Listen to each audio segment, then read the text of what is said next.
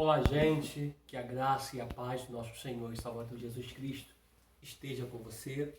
Saudação fraternal da parte de Cristo Jesus, nosso Senhor. Estamos aqui, queridos, para mais uma aula de avançado em teologia. Nós paramos na página 317, tá? Nós passamos alguns quadros na aula anterior. Dessa aula para frente, nós vamos frisar mais a leitura, tá? E a aplicação e a explicação da apostila, para a gente poder ganhar terreno no campo da apostila também.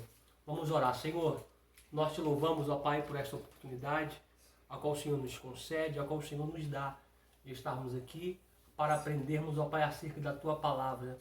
Palavra esta que não volta vazia, palavra esta que é infalível, palavra esta que é inerrante, a qual não tem dúvida e nem variação nela. Nós te louvamos, ó Pai, porque o Teu Espírito Santo nos capacita a cada dia para aprender a revelação da Tua palavra. E o resultado disso é que vamos crescendo na graça, que é em Cristo, e no conhecimento das Santas Escrituras. Abra o campo, ó Pai, do nosso entendimento, à luz da Tua palavra, e nos revele o Teu Espírito por trás da letra, para que possamos ter a compreensão exata de tudo que o Senhor quer transmitir aos nossos corações. Fique conosco e nos dê vitória, no nome santo e poderoso de Jesus. Amém. E graças a Deus, tá? Essa aula é do dia 5 de fevereiro, tá?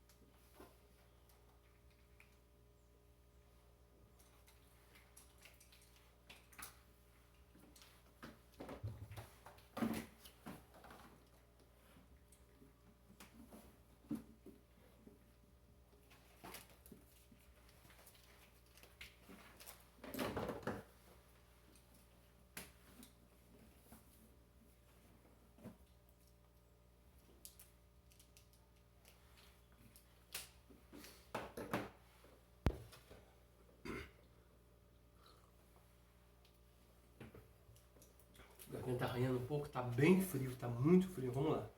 Dedicação, nós paramos na página 317. Dedicação à oração. Tá? Alguém, numa certa ocasião, disse acertadamente: a oração é a primeira, a segunda e a terceira coisa necessária ao pregador. O pregador que não se dedica à oração não pode ser bem-sucedido em seu ministério.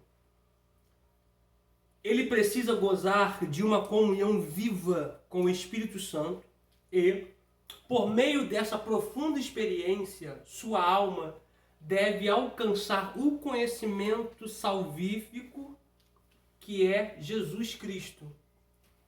Portanto, aquele que deseja conhecer e explicar a outros os mistérios do reino dos céus deve entrar na bendita comunhão do Espírito Santo. Vamos ler Mateus capítulo 13, versículo de número 11. Mateus capítulo 13, versículo de número 11. Amém? Escrito está: e respondendo disse-lhes: porque a vós é dado conhecer os mistérios do reino dos céus, mas a eles não lhe é dado. A gente está falando para os seus discípulos, e acerca que para eles são dados os mistérios do reino dos céus, e para a multidão que estava ao redor não era dado esse privilégio. Por isso Jesus falava por parábolas, para que eles pudessem ter ouvidos, mas não compreender, olhos, mas não ver, né? Tudo aquilo que Jesus estava transmitindo. Todas as Escrituras estão cheias de exemplos de homens de oração profunda e piedosa. No Antigo Testamento, vemos que Davi, o segundo rei da nação de Israel, também era um homem de oração. Este homem foi notável em seus momentos de devoção a Deus. São dele essas palavras que nos estimulam as orações. De tarde, de manhã e ao meio-dia me queixarei e me lamentarei. Oração. E ele ouvirá a minha voz. Salmo de número 55, parágrafo 17, ou verso 17. No Novo Testamento, quando estudamos o Evangelho de Lucas, vemos Jesus como um homem perfeito. Esse Evangelho dá ênfase à sua dependência de Deus na realização do seu ministério na terra. Aprendemos que o Senhor vivia em constante comunhão com Deus. No batismo, orando ele, o céu se abriu. Conforme está em Lucas capítulo 3, versículo número 21. Vamos ler agora. Lucas capítulo 3, versículo de número 21.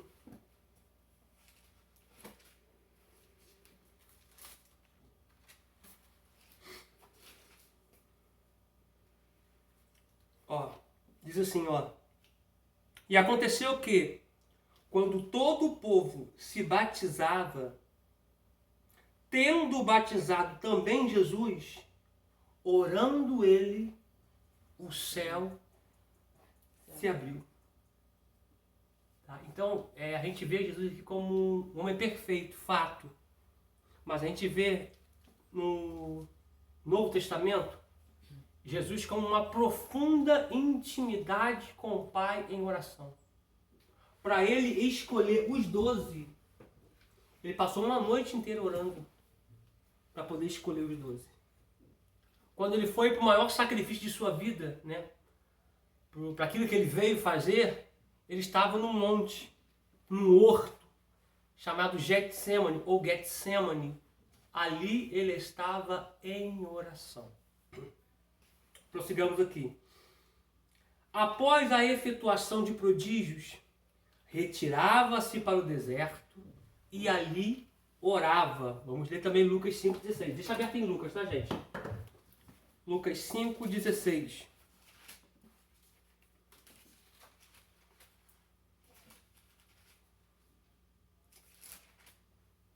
Porém, ele se retirava para os desertos e ali orava. Tá? Então você vê que o ministério da oração era constante no ministério de Jesus. Nós estamos falando do Filho de Deus, daquele que veio salvar a humanidade. Então ele está nos ensinando que sempre após, gente, não somente nessa ênfase, mas sempre após ele pregar, ensinar, fazer sinais, fazer prodígios, fazer milagres, ele ia a sós, ou então ele ia com alguns discípulos em um lugar particular para orar. Vamos lá. Exemplo, né? Exemplo, tá? Isso fica para nós como exemplo. Antes de escolher os 12, já falei isso aqui, subiu ao monte a fim de orar e passou a noite em oração. Lucas capítulo número 6, versículo de número 12.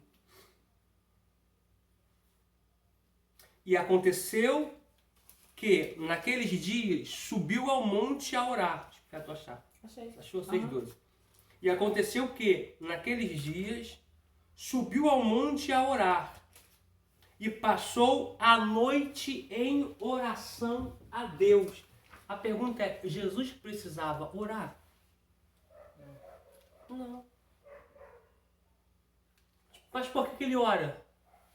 Para nos ensinar um caminho. Estava ensinando. Porque Paulo vai dizer assim, sede meus imitadores como eu sou de Cristo. Paulo vai dizer, vocês não estão vendo Cristo, vocês não estão me vendo, então siga meus passos. Siga o meu exemplo.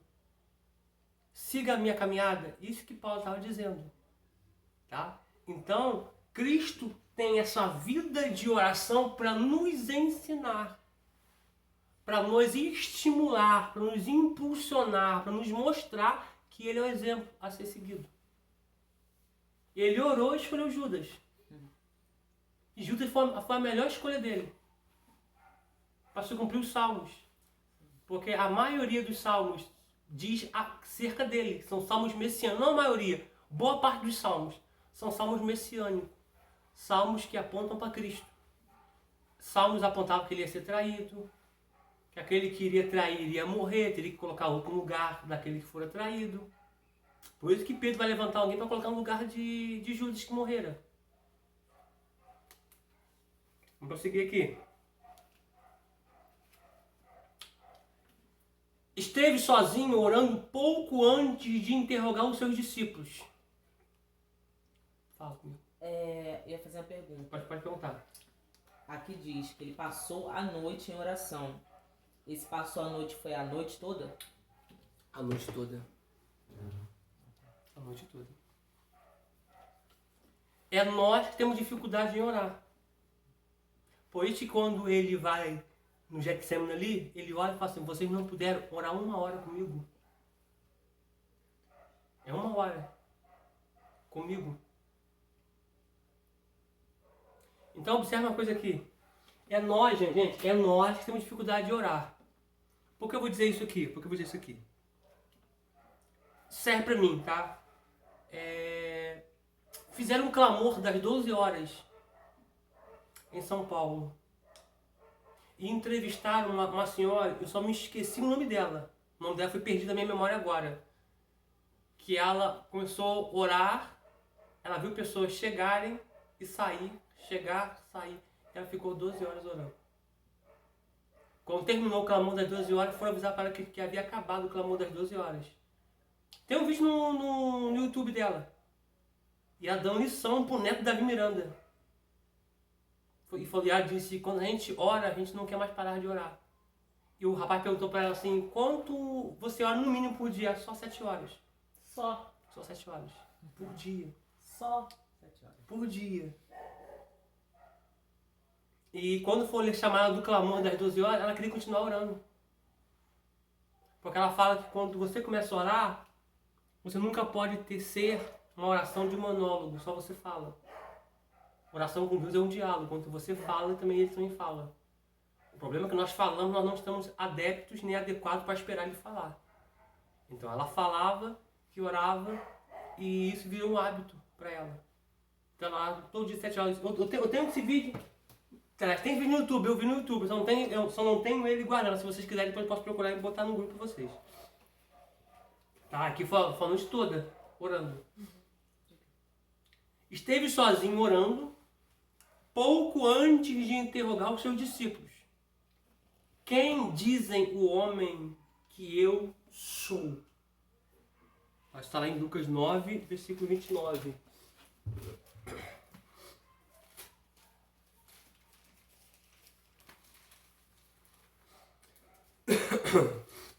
Nove, 29.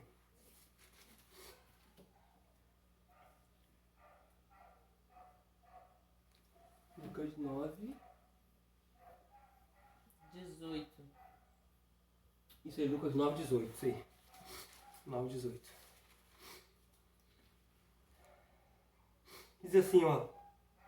Aconteceu o quê? Estando ele orando em particular, estava com ele os discípulos e perguntou-lhe dizendo, quem diz a multidão que eu sou? Você observa que ele está orando. Tá? Em Mateus capítulo 16, também fala sobre esse mesmo acontecimento. Só que Lucas traz mais detalhe. Como Lucas foi um médico renomado que estudou no Egito e fizeram voto de filantropia, porém trabalhando também como um historiador, pesquisando passo a passo o ministério de Jesus. Não como testemunha ocular, mas alguém que caminhou na pegada de Cristo para poder extrair o que Jesus fizera, os milagres que Jesus fizera, e deixar registrado para a gente com o auxílio do Espírito Santo. Então você vê que Lucas traz o detalhe que, estando ele orando, né, acabando de orar, o que faz questão de frisar que ele estava orando, ele pergunta para os discípulos, quem dizem que eu sou? Somente um consegue responder que ele é o Cristo, Filho de Deus vivo. Né? Então isso aqui nos aponta que quando a gente ora, a gente consegue obter revelações que muitos não conseguem ter. Tá? Então a oração ela é primordial também, assim como o conhecimento das Escrituras. Noutra ocasião, levou 3 dos mais íntimos companheiros e subiu ao monte a orar, e ali transfigurou-se. Tá? Em Lucas 9, 29. Ele vai para o monte da transfiguração, seu rosto começa a brilhar, e descem Moisés e Elias para poder palestrar com Cristo acerca da sua morte, de como ele iria morrer. Isso eu acho interessante, porque ele vai para o monte a orar, né? Isso eu acho interessante, porque quanto você mais orar, mais o seu rosto vai brilhar, mais o seu ministério vai brilhar. Por isso que existem 2 ocasiões muito distintas, mas muito similares, quando Moisés vai para o monte se encontrar com Deus. Na primeira vez ele vai e volta por causa do povo, ele quebra as pedras que Deus havia lavrado, que Deus havia escrevido e dado na mão dele. Isso aqui eu tenho que deixar isso aqui para alguém: não quebre aquilo que Deus te deu por causa de outros. Tá? Não permita que o povo faça você quebrar aquilo que Deus te deu, e Deus te deu com tanto suor, com tanto sacrifício. Foram 40 dias no monte, não foi um dia, foram 40 dias lá em cima, em particular com Deus. Então não quebre aquilo que Deus te deu por causa do povo. Tá? Então Moisés quebra. Só que eu entendi porque Moisés quebrou aquilo ali, para todo o povo não ser punido. Porque aquilo ali era lei. Era a lei que iria reger Israel. Não eram 10, eram 613. Leis, mandamentos, estatutos e ordenança. E preceitos, são 613. Moisés quebra para o povo não ser punido. Moisés prefere sofrer a consequência ao invés do povo sofrer a consequência. Isso aponta para Cristo. Tá? Isso aponta para Cristo. Então ele vai agora ter que lavrar 2 pedras para poder subir com ela, normalmente ao monte, para Deus escrever com o seu dedo nas pedras. E detalhe, quando ele sobe a segunda vez, ele desce com o rosto brilhando. A pergunta é, por que na primeira vez que ele subiu não desceu com o rosto brilhando? Porque agora não foram mais 40 dias, agora ele ficou com 40, com mais 40. 40, 80 dias. Ele ficou 80 dias com o Pai, ele ficou 80 dias com o Eterno. Então, quanto mais perto você ficar do Pai, mais parecido com Ele você fica. Meu Deus. Porque o povo não conseguiu olhar para Moisés por causa da glória. Moisés desceu com o rosto brilhando, Moisés desceu com a glória de Deus no rosto. Por quê? Porque ele estava muito perto do Pai. E quanto mais perto do Pai, mais brilhar você brilha. E tem pessoas que não conseguem olhar para você, não é por falsidade, não por falta de caráter, é porque você está brilhando. E quando você brilha, faz com que as pessoas não consigam olhar para você. Aqueles que te olhavam antes, hoje não vão te olhar mais, por causa do brilho. Eu estou sentindo ele aqui. É por causa do brilho que você está carregando, mas esse brilho não é teu. Você precisa entender que esse brilho não é teu. Esse brilho pertence ao Pai. E por você passar muito tempo com ele, você acabou pegando características do Pai. Já viu quando você passa muito tempo com alguém, você acaba herdando algumas características da pessoa? Eu tenho certas coisas que eu faço em casa aqui, que daqui um dia ou 2 eu vejo minha esposa fazendo, vida fazendo. Por quê? Porque eu sei que ela viu eu fazendo isso. Igual ela arrumou um cachorro. Pensa num cachorro espoleta. Ela arrumou um cachorro. E eu comecei a brincar com ele. E eu falava com ele, papai ama, papai ama, papai ama. Ontem veio dizendo, mamãe ama, mamãe ama. Porque ela me viu falando. Eu ia falar com você isso ontem. Você entendeu? Então, quanto mais se envolver com a pessoa você fica, você acaba herdando jeito, tranjeito, jeito de falar, de andar, de vestir, de se comunicar. E Moisés desce herdando aquilo que Deus tem de maior, que é a glória. Além do seu amor, Deus também é um Deus cheio de glória. Então Moisés acaba pegando a glória para si e acaba sendo com o rosto brilhando. Tá? Pastor, mas Deus não divide sua glória com ninguém. Isso aí é outro contexto. Não tem nada a ver com isso que eu estou falando aqui agora. Não tem nada a ver. É a mesma coisa quando você fala assim, ó. Porque Deus amou o mundo de tal maneira que deu seu filho. Aí, em outras palavras, diz assim, ó. Não ameis o mundo. Isso é uma contradição. Claro que não. Existe o sintaxe da palavra, que é o contexto do vocábulo, tá? Que é um contexto totalmente diferente. Tá? Tanto o contexto de amar o mundo, que fala de sistema, e Deus amar o mundo, que fala de pessoas. Tudo muito diferente. É a mesma coisa que a gente fala assim, eu tenho uma manga. Você fala pra você assim, eu tenho uma manga, você vai pensar em quê? Na fruta. Na fruta, mas eu falo só que eu tenho uma manga de camisa. Aí só vai entender que manga é essa por causa do contexto. Eu tenho uma manga e ela é doce. Aí você vai saber que é fruta. E vai atestar, assegurar que é fruta. Por quê? Porque não tem como chupar uma manga de camisa e falar que é doce. Só se eu botar açúcar na manga, então você vai entender que é doce. Entendeu? Então tem uma manga comprida, você vai entender que é roupa. Então por causa do contexto você vai entender o que a Bíblia está dizendo. Tá bom? Uma observação aqui. A Bíblia, ela não tem várias interpretações. Ela tem uma interpretação só. Os homens que interpretam de várias formas, porém a interpretação é uma. Vamos lá, prossigamos aqui. Exultante orou ao Pai com ação de graças pelas revelações aos humildes seguidores. Lucas 10, 21. Estando ele a orar em um certo lugar, os seus discípulos suplicaram que lhe ensinasse a orar. Então, observe isso aqui. Por eles observarem uma vida afíncua, por Jesus ser um assíduo em oração, se dedicado à oração, ao extremo, os discípulos olharam e falaram assim, peraí, a gente não está orando não. Aí, como é que ora? Não sei. Gente, oração não se ensina a orar. Aqui o texto bíblico vai dizer que Jesus ensina eles a orar. Mas se você vê o ensinamento de Jesus, não está mostrando um ensinamento pedagógico. Está ensinando uma conversa, um relacionamento. Que Jesus vai dizer assim, ó, quando vocês orarem, vocês vão dizer assim, ó, Pai nosso, que estais no mais altos céus. Estou aplicando para vocês no original. Tá? A nossa tradução diz Pai nosso que está no céu.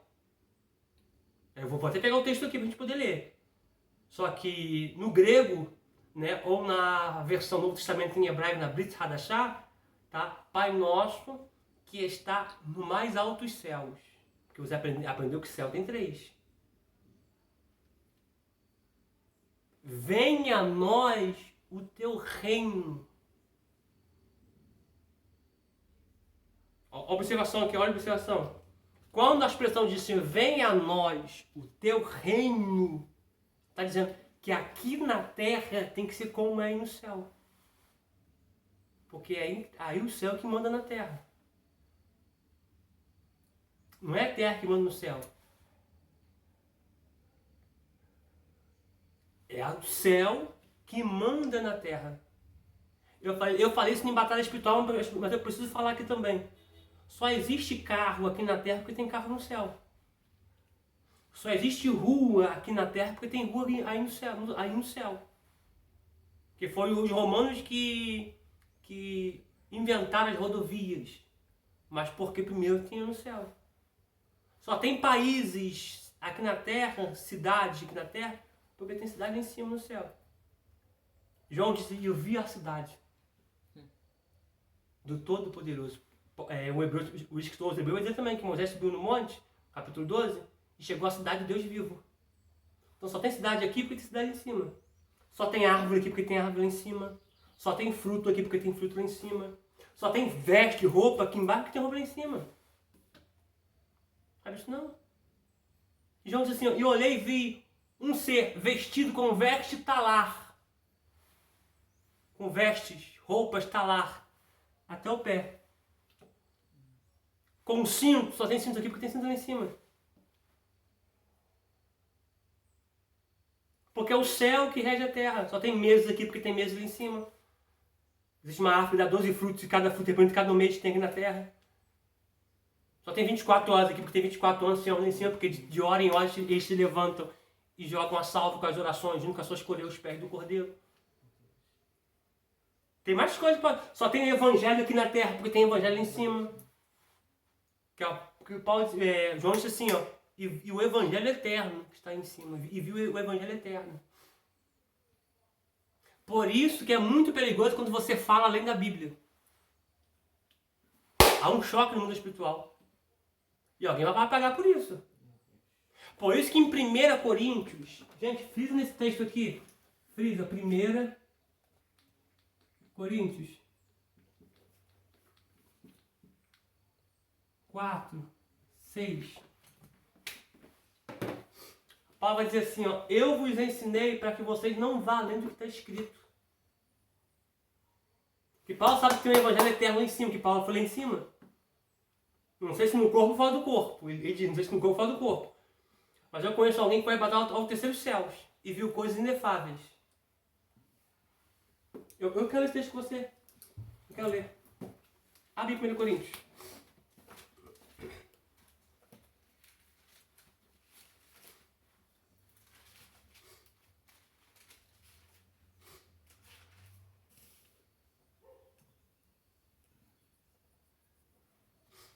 Ó, olha o que está escrito. E eu, irmãos, Paulo está lecionando a igreja de Corinto. Paulo está educando a igreja de Corinto de forma pedagógica, doutrinária.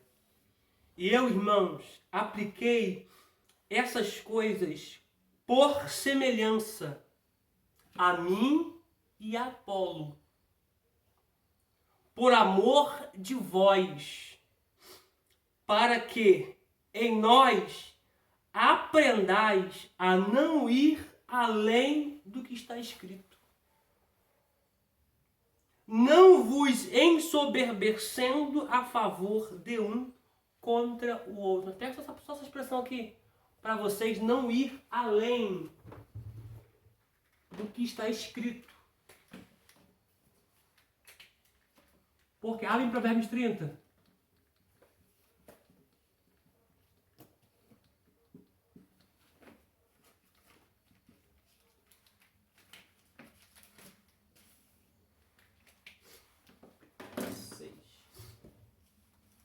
Achou, minha flor? Amém. Eu não achei ainda não que eu vou abrir aqui agora.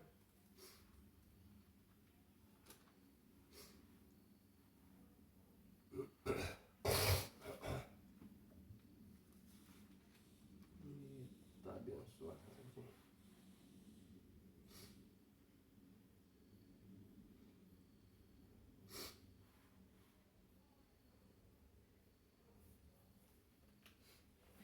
Vamos lá.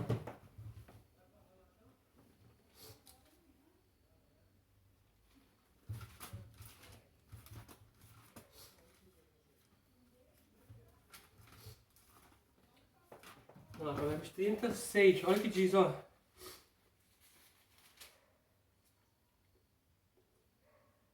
Nada acrescenteis. Então, quando eu vou além do que está escrito, estou acrescentando. Então, nada acrescenteis as suas palavras, para que não te repreenda e não seja achado mentiroso. Então, não posso ir além, não posso acrescentar, não posso ir além do que está escrito, a sua palavra, para que eu não possa ser repreendido e ser achado mentiroso. Agora vamos a Apocalipse, capítulo 22. Apocalipse 22.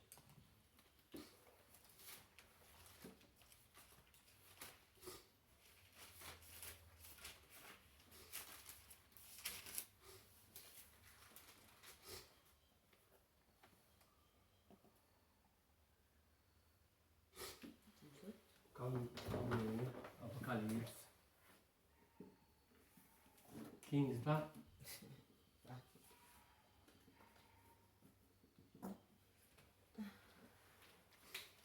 O que diz Apocalipse 22:15, vida? Vou ler. Ó, ficarão de fora os cães. Em outra oportunidade eu falo sobre isso, sobre os cães, tá? Tem gente que acha que é cachorro. Não é. Ficarão de fora os cães e os feiticeiros e os que se prostituem os homicidas, os idólatras e qualquer que ama. Vê se a sua tá aí, assim. Qualquer que ama. Sim. E o outro diz assim, ó, e pratica. Quando tem esse aí, é um artigo que acrescenta. E pratica a mentira. Porque existe aqueles que amam a mentira, que são pessoas que vivem pela mentira. É até uma doença. A pessoa mente e acredita na própria mentira que ele prega. Aí a pessoa mente e acaba acreditando. Estão ficando de fora os que amam a mentira e aqueles que praticam. Todas as vezes que eu acrescento, que eu vou além do que está escrito, estou mentindo. Estou praticando a mentira. Ainda que eu não ame a mentira, mas estou praticando. Mesmo praticando, eu vou ficar de fora. Por isso que é a importância da igreja estudar a palavra. Tá? Porque tem gente que fica só naquele versículo assim, ó. Porque o meu povo... eu vou achar um texto aqui, não sei se agora ou depois, não sei se é válido ler agora. Porque o meu povo é destruído ou sofre por lhe faltar o conhecimento. Mas o texto prossegue, o mesmo versículo prossegue dizendo: porque negligenciaste e rejeitaste o meu ensino, a minha palavra, eu também te ensinarei. Aliás, eu também te rejeitarei, para que não seja sacerdote a ti e a teus filhos. Então isso é muito sério. Vamos voltar para o apostila.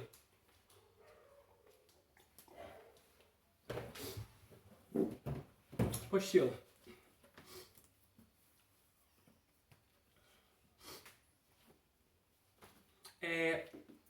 Lucas 11, 1. Nós não lemos ainda não. Lucas capítulo 11, abri e fechei. Já vi deixar ali?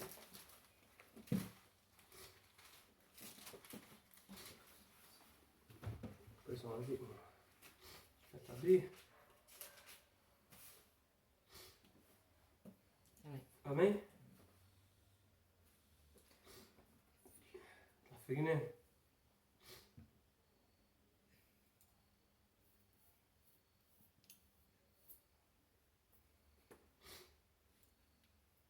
Vamos lá. Lucas 11, 1, que diz assim, ó. E aconteceu o quê? Estando ele a orar em um certo lugar, você vê que Jesus está a orar. Eles estão olhando e falando assim, poxa, eu quero ser assim, então me ensina a orar. Você vê que eles estão querendo um exemplo de Cristo para a vida deles. Quando acabou, lhe disse um dos seus discípulos, não foram todos. Foi um dos seus discípulos, disse: Senhor, ensina-nos a orar, como também João ensinou os seus discípulos. E ele lhe disse: quando orardes, dizei, Pai, essa tradução que está diferente, tá? Pai, santificado seja o teu nome e venha o teu reino, que eu estou lendo em Lucas, tá? Em Mateus 6, vamos abrir Mateus 6, que é o sinótico desse aqui, Mateus 6, 9. Mateus 6, 9. Que é o que mais está próximo dos escritos.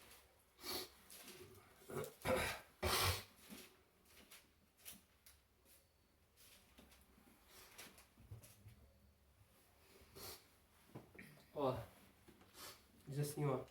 Portanto, orareis assim, Mateus 6, 9. Pai nosso. Eu acho essa expressão interessante porque não tem um sentimento de egoísmo. Quando Davi diz assim, Adonai roilo resar. Quando Davi diz assim, o Senhor é meu. Né? Parece que nutre um sentimento de egoísmo, né? Mas essa expressão é uma expressão de posse. Tá? É um pronome possessivo, meu. Tá? Mas aqui ele nos ensina a fugir desse pronome.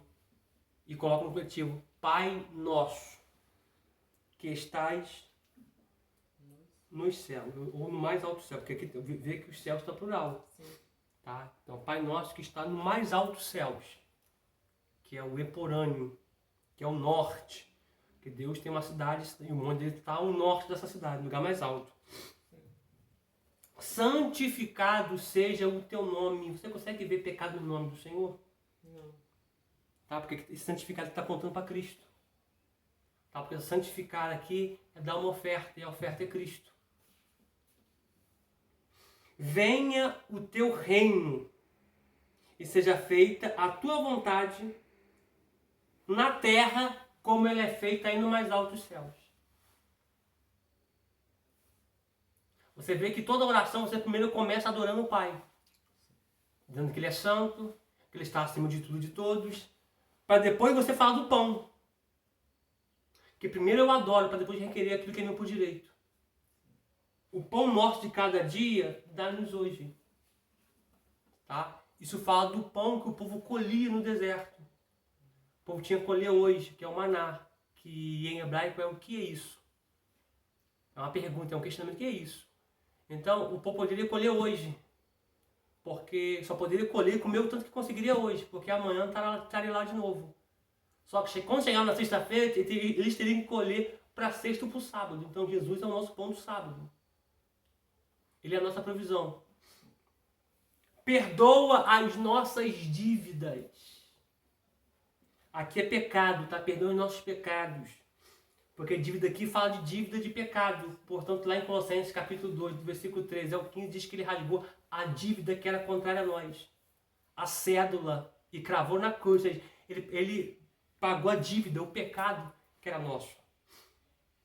Assim como nós perdoamos os nossos devedores. Eu quero ficar só aqui só. Quero ficar só aqui. Porque se você não perdoa teu irmão, Deus também não te perdoa. Pai, perdoe os meus pecados, as minhas dívidas. Assim como eu perdoo quem me ofendeu. Assim eu, como sou falho, errante, pecador, sou a escória, eu perdoo o irmão que me ofendeu, o Senhor me perdoa também que o Senhor é santo? Se eu que sou pecador perdoei, o Senhor que é santo também vai perdoar também. Essa é a visão. Tem gente que está sem falta de perdão na eternidade porque não está liberando perdão na terra. Eu preciso voltar aqui para a apostila aqui.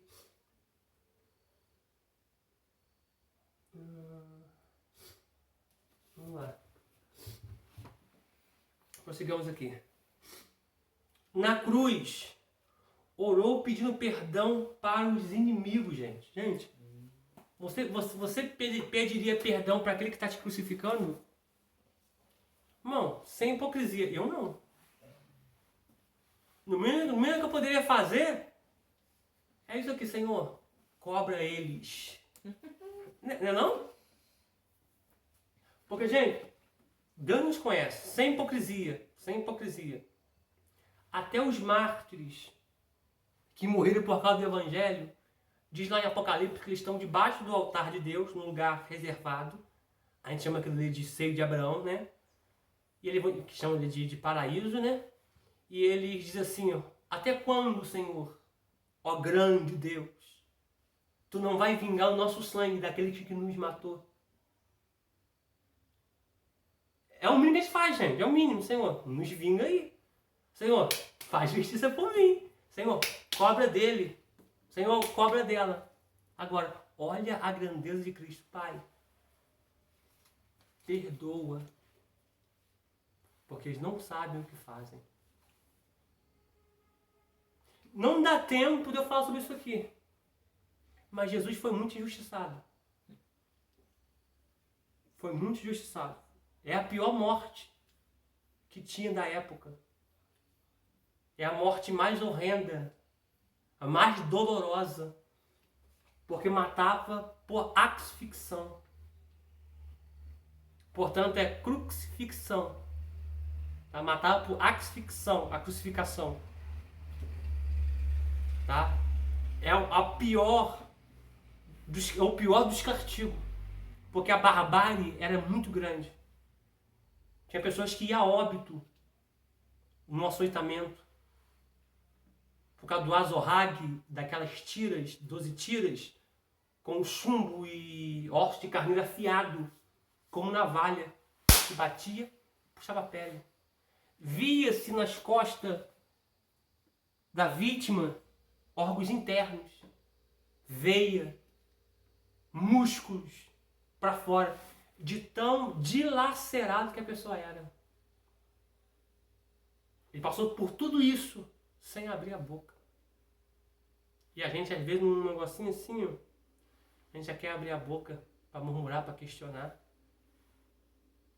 Eu estudando sobre a crucificação, porque é uma mensagem que eu estou pregando há 2 domingos numa igreja, vou pregar domingo que vem de novo.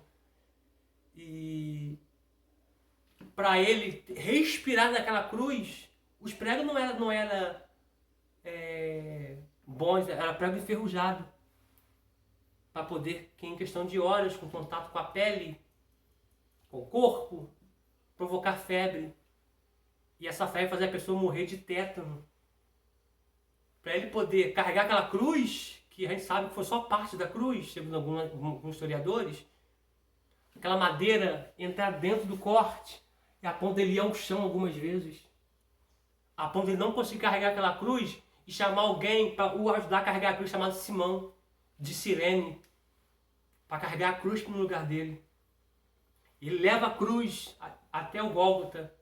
Chegando lá, o crucificam, gente. Para ele poder respirar, ele teria que fazer o quê?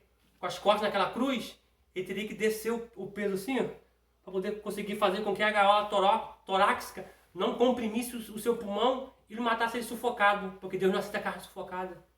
Então ele teve que jogar o corpo, causando muita dor nos braços e fazer com que as costas raspassem naquela madeira cheia de farpa e penetrassem na sua carne, nas suas costas. Foi uma dor insuportável. Mas ele suportou. Tá? Mas ele suportou. Por causa de você, por causa de mim. Vou seguir aqui. E conforme o testemunho do autor da carta aos Hebreus, ainda hoje vive e intercede por nós. Jesus gosta tanto de oração que até hoje, segundo Hebreus 7:25, ainda ora pela gente. Outro exemplo que temos é do apóstolo Paulo. Não obstante as múltiplas responsabilidades que tinha, suas contínuas viagens, as perseguições que enfrentava, as lutas do ministério e os labores constantes, encontramos-no sempre em oração intercessória, conforme aprendemos dos seus escritos. Incessantemente faço menção de vós, pedindo em minhas orações. Romanos capítulo 1, versículo 9, versículo 10. Paulo está orando para os irmãos que estavam em Roma, para os crentes em Jesus que estavam em Roma. Paulo nutria um desejo de ir para Roma, porém algumas vezes ele foi impedido por Deus. Mas ele não estando presente fisicamente, ele estava presente em espírito, orando por eles. Sempre dou graças ao meu Deus por vós, pela graça de Deus que nos foi dada. 1 Coríntios capítulo 1, versículo 4. Fazendo sempre em todas as minhas orações, súplicas por todos vós com alegria. Filipenses 1, versículo 4. Graça damos a Deus, Pai de nosso Senhor Jesus Cristo, orando sempre por vós. Colossenses capítulo 1, versículo 3. Não cesso de dar graças a Deus por vós, lembrando-me de vós nas minhas orações, para que o Deus de nosso Senhor Jesus Cristo, o Pai da glória, vos dê em seu conhecimento o espírito de sabedoria e de revelação, tendo iluminados os olhos do vosso conhecimento, para que saibais qual seja a esperança da sua vocação e quais as riquezas da glória da sua herança nos santos, e qual a sobre-excelente grandeza do poder sobre nós, o que cremos segundo a operação da força do seu poder.